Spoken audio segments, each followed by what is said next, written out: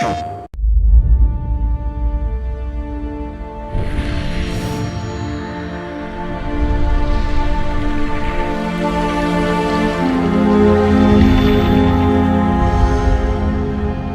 reason why we chose the year 1886 is because of everything that happened before, but also what's going to happen after. Life changed from the Industrial Revolution in 1848 all the way through really to the First World War. The Victorian era, the city itself, the booming Industrial Revolution, you're kind of on the cusp of the modern era. At the same time, you sort of have this like lingering sense of mysticism. We definitely drew from a lot of that stuff.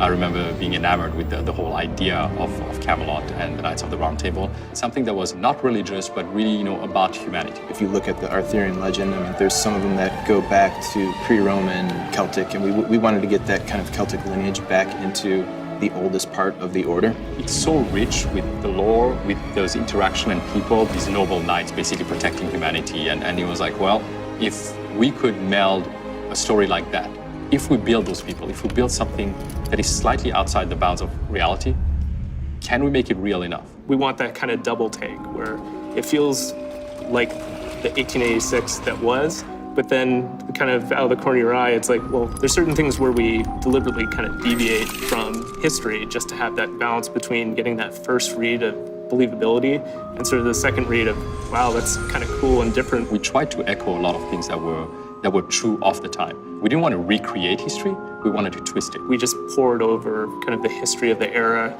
maps, the layout of London. Understanding the city, understanding really how it was laid out. We went to London with 20 people, location scouting and shooting extensive amounts of photos. If you hadn't been there, you have to go there to understand what life is like, what it feels like to walk in the streets, because a lot of it still exists. There's so much history. You can kind of see the layers of time and the layers of architecture built on top of each other, even at that time. We poured over period costumes and did photo shoots, not only capturing all the intricate details of the costumes, but also how people moved in them. A lot of European militaries at that time, they had these just a lot of craftsmanship, a lot of symbols and patches, and a lot of embroidery.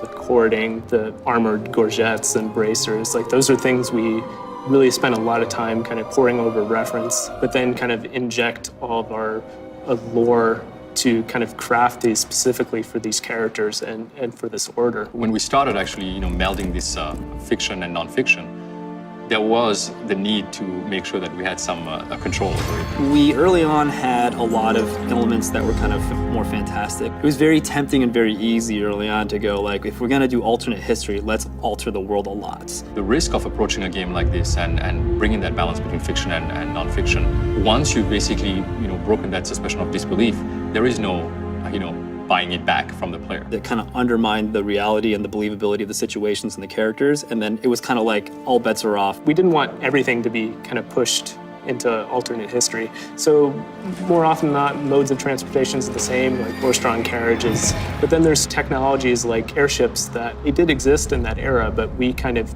pushed them ahead in the time frame. We brought in things that were potentially, 2-3 decades ahead of its time, brought them back into the 1886 era. We were able to keep the overall kind of skyline of London, but then you see certain things like the mooring towers for the airships and the searchlights with them that give you this kind of layered, kind of alternate twist to the feeling of the world. And that's really the doctrine we followed throughout the game. It's asking the question of whether or not people today that live today could believe the fiction that we're adding into our history. That's something that sort of ties everything together to make it feel like an era that existed kind of out of place in time. What's so fascinating about history is that regardless of all the fiction we write, I don't think it's ever as mysterious as history has been. You can go back and read books about events that have happened in the past, and they're really never 100% true. There's always something that actually is slightly off.